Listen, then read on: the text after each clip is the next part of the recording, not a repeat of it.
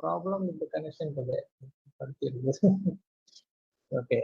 So earlier it was, all of you know, we were using only the vitamin K antagonists like coumarin preservatives as a only coagulant.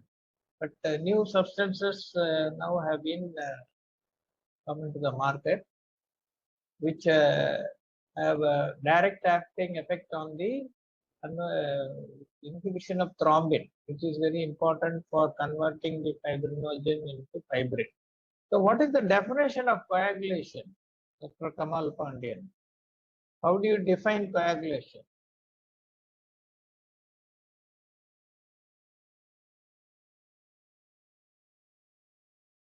Sir, it is a process of blood clotting, sir. That is for a lay person, it is okay. But I want there's a medical definition for coagulation. Anybody? It's a physiological process by which blood changes from liquid. Okay. Liquid to Semi-solid. Semi-solid. Ranjani, what is your definition of coagulation?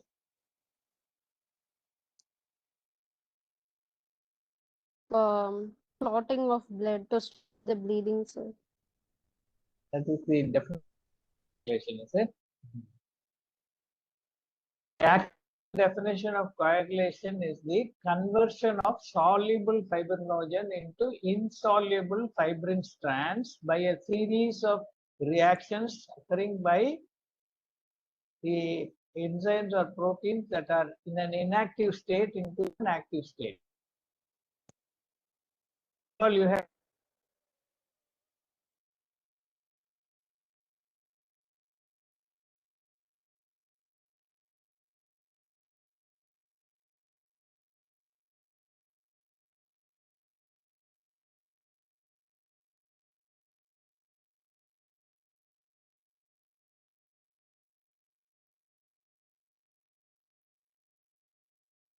So not audible, sir. So not audible to hear, sir.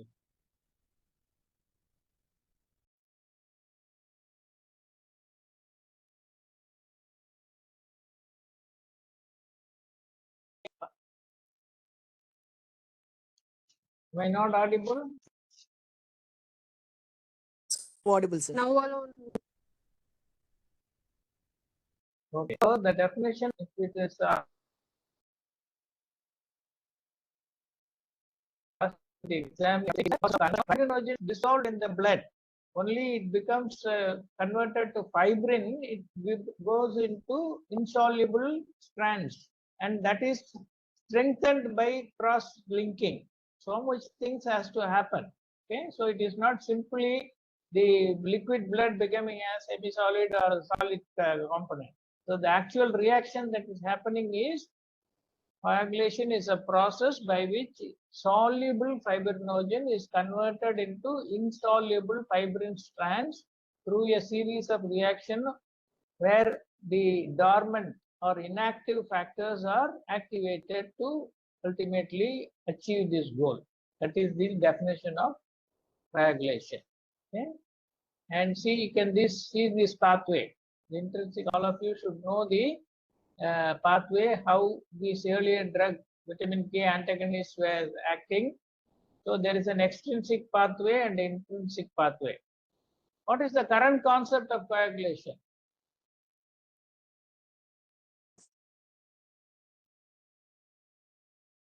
Any idea? See, all of you should read about coagulation thoroughly. Yes. So there is an extrinsic pathway where the factor 7A and tissue factor, they come and try to activate the factor 10A, and an intrinsic pathway which is happening within the bloodstream once the injury has happened, where factor 12 will be converted to factor 12A and 11 will be converted to 11A, and it will convert 9 into 9A, and then it will convert the 10 into 10A. So the 10A is a very important factor which has to be activated, and that will stimulate the conversion of prothrombin to thrombin, and thrombin will convert the fibrinogen into fibrin. So this is the ultimate end of coagulation. So the definition of coagulation is based on this only. The soluble fibrinogen is converted into insoluble fibrin strands. And these are the three locations where it can be blocked so that the clot formation does not act. That is, anticoagulation effect will happen. So the vitamin K factors act at this level. The tissue factor and factor 7A. Rivaroxaban acts at the inhibition of the 10A. That is, factor 10A activation is prevented. And dabigatran acts directly on the thrombin, preventing the activation of factor 2. Okay, this picture will easily tell you how these three group of drugs act. So this is the older drug, and the question is new oral drugs, and the new oral drugs are, these are the two things, factor 10A and direct thrombin inhibitors. Now this is the first drug, direct thrombin inhibitor is a dabigatran, which is a synthetic molecule, which is like a hirudin, which is the anticoagulant available in the leech saliva. All of you know, if a leech gets stuck to your body, the saliva produces an anticoagulant called hirudin, which prevents the conversion of thrombin into prothrombin into, thrombin preventing the activation, so that conversion of fibrinogen to fibrin does not happen. So this has got a structural formula similar to that, and it is a univalent bialyl drug which acts on the thrombotic thrombin sites, and this is the direct thrombin inhibitor. That is, factor 2A will be prevented from getting activated.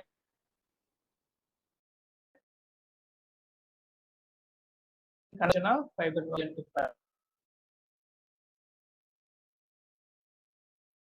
And actually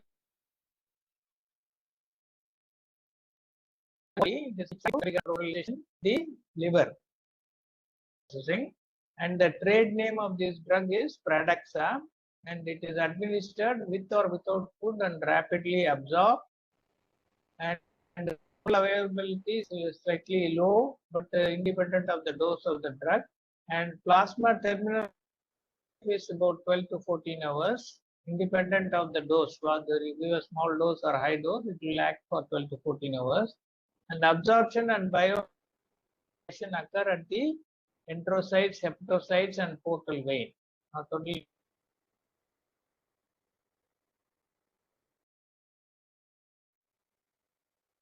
inhibit the cytokine, potential for drug interaction is low, and it is exhibits a predictable dose response and does not require in coagulation testing or monitoring. And the primary route for elimination is the renal route. So it depends on the elimination. Dose with lower rates of stroke or new anticoagulants. What are their indications? Are they used for post-myocardial clot prevention, like your clopilate or aspirin?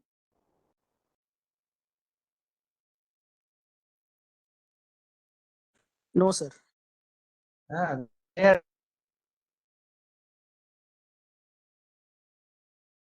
prevention of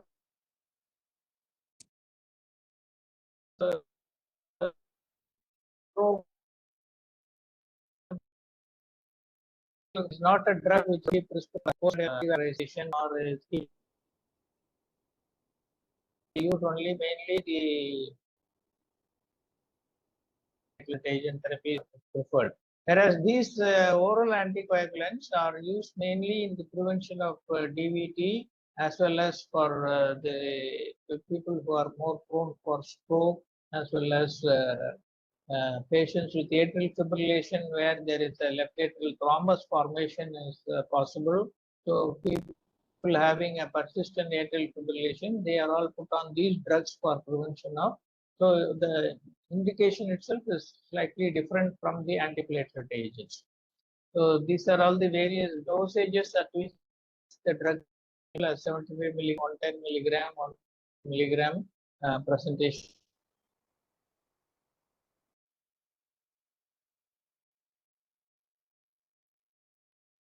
Being used in the available. Whereas the factor 10A inhibitors, that is preventing the factor 10 into active factor 10A, you will find this XA being there in the name.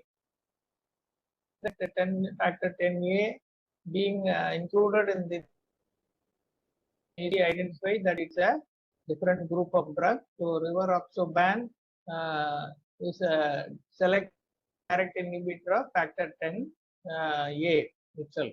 Once it is activated, it's prevented. So activated factor 10A plays an important role in coagulation cascade because it links the intrinsic and extrinsic coagulation pathways and acts as a rate limiting step in the thrombin formation. The trade name of this is Xarelto, and it is a non-basic compound that is rapidly absorbed with a high bioavailability after oral administration. Pharmacokinetics are, it is dose dependent with Cmax occurring within 2.5 to oral administration. And metabolism of the drug occurs in liver primarily via cytochrome P450 enzyme. So you can see dabigatran has got no role with the cytochrome enzyme, whereas rivaroxaban or all inhibitors have got a role because they are also metabolized by these cytochrome enzymes, and 30% is excreted in the urine, and some of them are excreted through the fecal route also because of oral intake. And it can be administered with food or within 2 hours of eating, whereas dabigatran can be given even in empty stomach. That is the difference. Half-life elimination is approximately 7 hours, 4 to 7 hours, whereas dabigatran you found that it is 12 to 14 hours, almost double duration. And dabigatran, we saw that the dosage is 75, 110, 150, whereas the dosage of rivaroxaban is only 2.5 milligram twice daily. Rivaroxaban licensed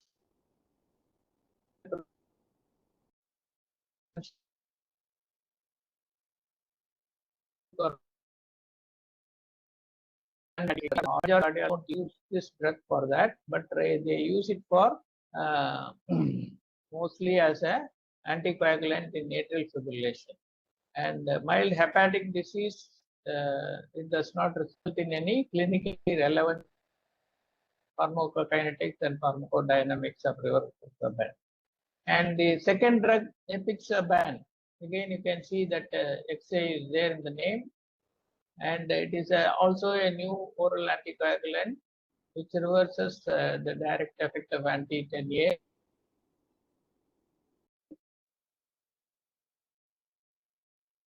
And bioavailability after oral injection is about 66%. Half-life is about 8 to 15 hours. Metabolized again by cytochrome P-dependent pathway, and small renal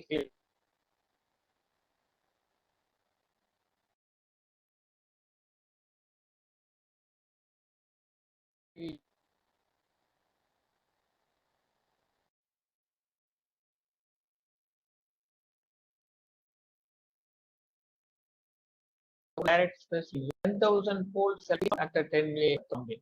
So it is the most selective one.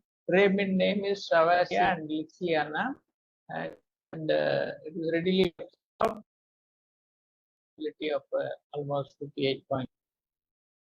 And approximately 1/3 eliminated via kidney and the remainder via feces. And this is available as 30 milligram tablets as well as 60, 15, 30, 60. These are the 3 doses or strengths in which it is available. Now, clinical indications, they have been approved for thromboembolic indications like prevention of venous and systemic thromboembolism, and non-valvular AF. This AF occurring not because of mitral stenosis or other conditions. So non-valvular AF is one of the important indications. and the treatment of DVT and pulmonary embolism. And these three factor 10As are approved by European Union for prevention of venous thromboembolism after hip and knee surgeries, where a patient may be bedridden for some time. So with patients who already have some venous thromboembolism history, it is better to start them on these drugs post-operatively. After 6 hours, you can start that.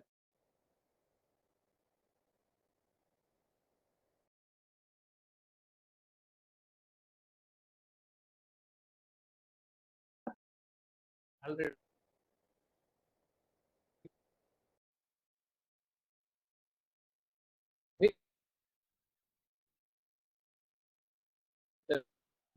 and additional risk of bleeding will be there when you use it with other platelet inhibitors or NSAIDs also. So there also you have to use it with caution. Dabigatran is contraindicated in severe renal impairment, whereas the rivaroxaban and epexiban not recommended only if the creatinine clearance is less than 15 ml. Because it is not totally dependent on renal, whereas dabigatran is totally dependent on renal excretion. So CKD patients, you cannot use this, whereas mild CKD can use rivaroxaban. And concomitant use of other inhibitors or inducers of cytochrome. That is because all the 10A inhibitors are metabolized by cytochrome enzymes. So any drug like which inhibit cytochrome enzymes will not have to be avoided when using this dabigatran. So this is a chart to show drugs which are commonly available and used in the mechanism. Only drug dabigatran, direct thrombin inhibitor, all the others are factor 10A inhibitors. And dabigatran is a prodrug, and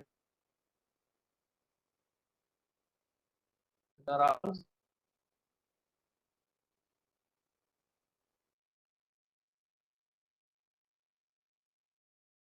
these drugs are all maximum plasma concentration.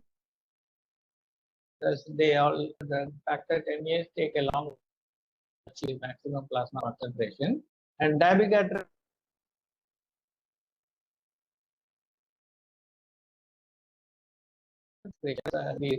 from 50%. Liver metabolism is not happening with dabigatran, whereas cytochrome enzymes are responsible for metabolizing the factor 10A.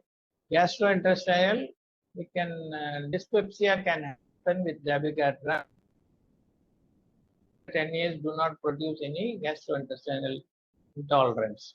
Absorption with food has no effect. That's why in the first slide we showed with or without food, dabigatran can be given, whereas other things are there with the rivaroxaban and edoxaban.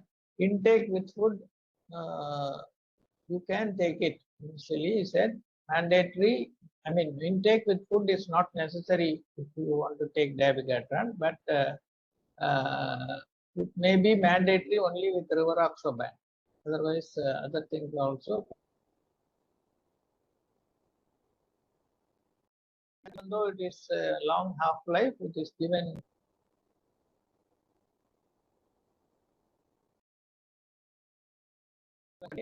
and epic twice daily. Edoxaban given. So,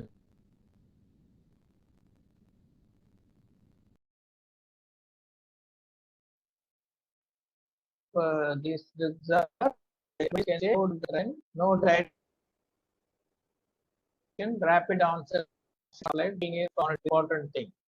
Just like your low molecular weight heparin, when you give that, you say you don't have to monitor the coagulation function for bleeding. Similarly, these oral anticoagulant drugs also do not require monitoring. And wide therapeutic window, switching from low molecular to VKCs is easy with the newer anticoagulant. And there is no standardized test for monitoring the hemosis, and it is necessary for monitoring in cases of hepatic or renal disease. So sometimes rapid offset and short half-life may be considered as a disadvantages. Correctly lack of, but antidotes have been now included. So this article was a little older one, so they say there is no antidote, but it is available now.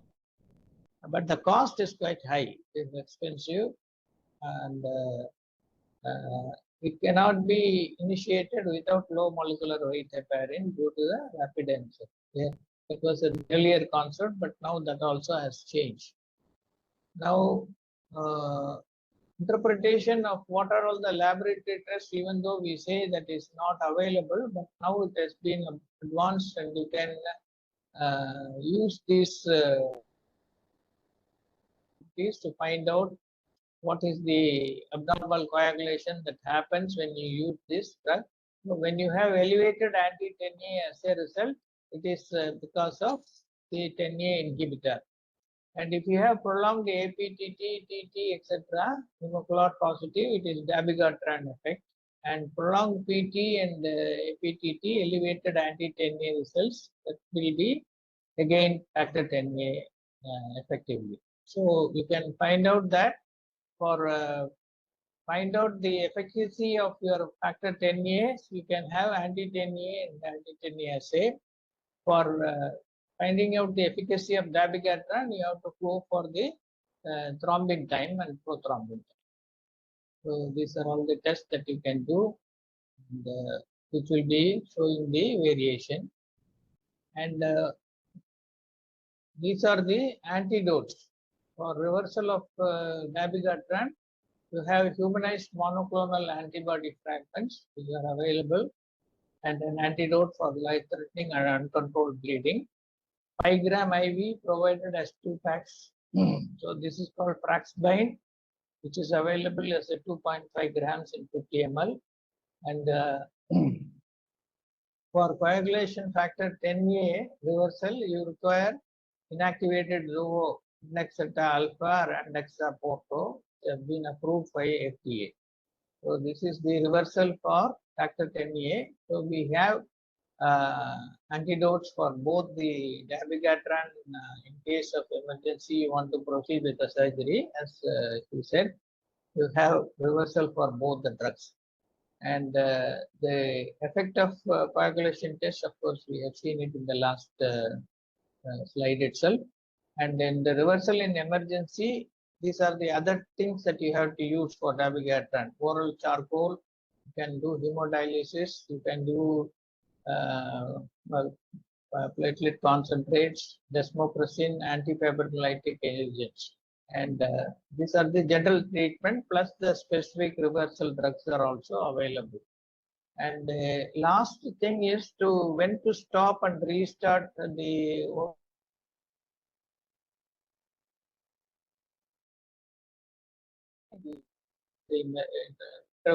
more preferable to stop the drug at least 2 to 3 days for elective surgeries. And that is the general guideline for both the direct thrombin inhibitor dabigatran as well as the factor 10A inhibitors. And when you want to switch between drugs, when the patient is already on vitamin K antagonist, to can once the INR is lower than 2, you can switch over. And then intravenous unfractioned heparin to NOC after 2 hours of strapping the unfractioned heparin. Similarly, low molecular weight heparin to NOC, you can go for the next dose, and when the LMH is due, you can instead of that you can give the oral anticoagulant. And similarly, switching from oral anticoagulant to vitamin K, which is low onset of action and the low cessation of action. So that was the disadvantage of your coumarin derivatives. It take at least 72 hours to establish full effect. And also when you stop the drug, the action completely wears off only after about 48 to 72 hours. So you cannot use that. Proceed to parallel anticoagulant drugs. When the next dose is low, you can go. And one NOC to another, the next dose of NOC is planned, we can again go if the renal impairment is not there. So this is how we can adjust these drugs.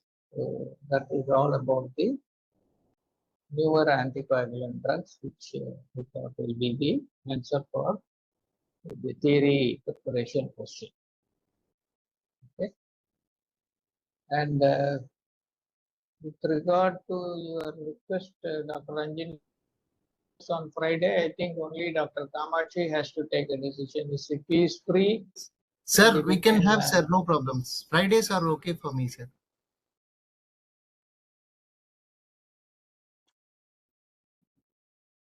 Hello? Sir, Hello? any duty. The reason for sir, couldn't hear you, sir.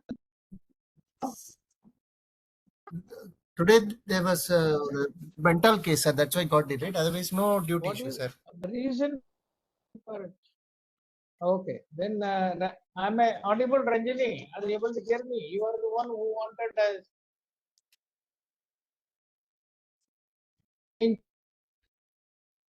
Hereafter. Audible? Yes, sir.